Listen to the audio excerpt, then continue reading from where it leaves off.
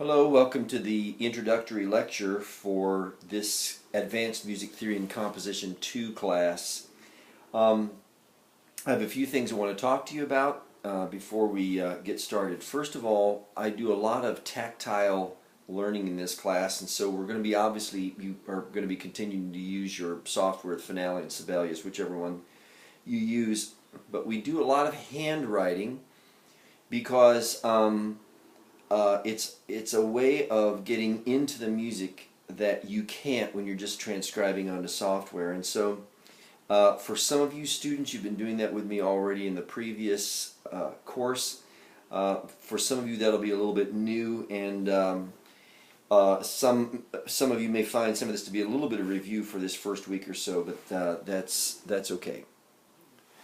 One of the problems that happens with a lot of composition and advanced theory education is that people will be analyzing the Bach chorales and those kinds of things, and they don't even know what they're doing. Okay, they don't have any idea what the translation of the German is. They have no idea what how the text fits the music. They don't. I've met people in advanced theory and composition. They don't even know what a chorale is, and so the beginning of these lessons, you're going to find every week knowing the text.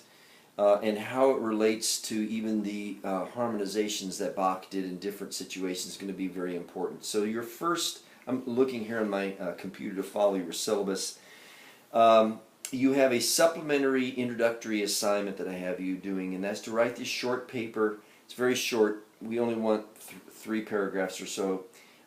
You can use whatever research you want online. You can use your music history books, the ground, whatever, to just explain the history of the chorale and why Bach is considered the supreme craftsman. He's not the only craftsman, but by most of standards, he'd be considered the supreme craftsman of the harmonizations of the chorales.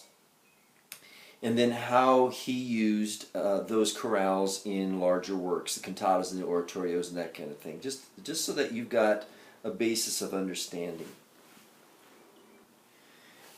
Beginning now this semester, each week you're going to have these 4 weekly assignments. They'll expand a little bit to include about a 5th or 6th assignment. You're going to be doing a lot of writing. You're going to enjoy this a lot.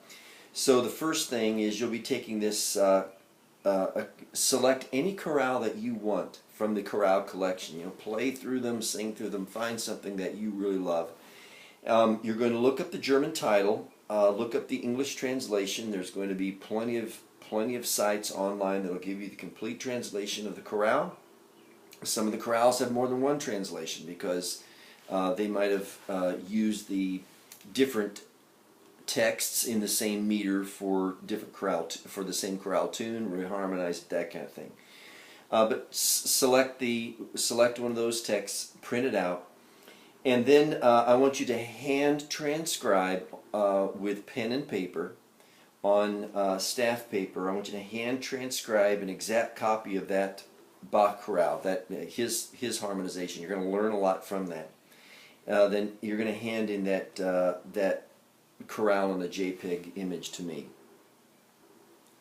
While you're transcribing, I want you to look at that text that you have printed out and just consider how Bach's music fits the text. And you know, sometimes it's going to be, you're going to see how it's dovetailed and inextricably linked to the text, or so it seems. Sometimes it might not be that way.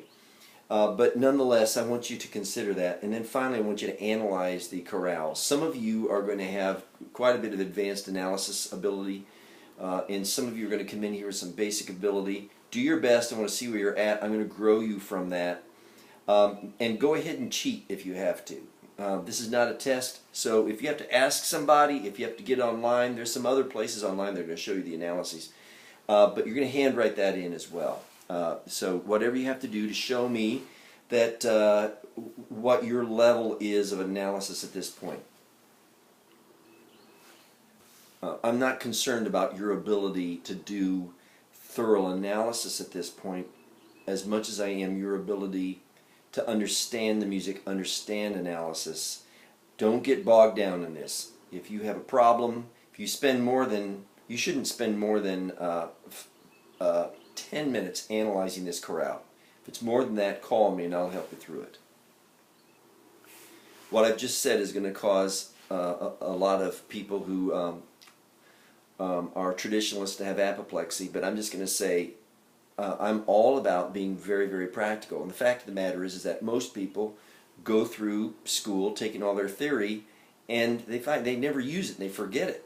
And so analysis is important to a point. And I'll guide you through that here later. Now the next thing that you do is I want you to read again. Most of you are going to come into this class already having read through the first 4 or 5 chapters of Adler. We keep reading through it and rereading. And I want you to read and listen to your CD examples again for chapter 3. Then go to Finale or Sibelius, and I want you to transcribe the chorale into a string quartet. It's going to be very, very easy. We've already done some of this, and you're going to hand in that PDF. Please don't send me your .sib file or your Finale file. Hand in a PDF if you would. And then finally, some of you aren't going to have to do this last part here if you're advanced in your analysis ability, but others of you are. Let's just see how it goes. We'll put everybody through the same routine here. I want you to log on to that online theory lab, go to harmonic review, which you'll find in the left-hand menu. Spend 30 minutes a day on this for this week. You're going to go through that whole harmonic review, take the self-grading examinations. If you score in the 90th percentile or better on each test, just keep on going.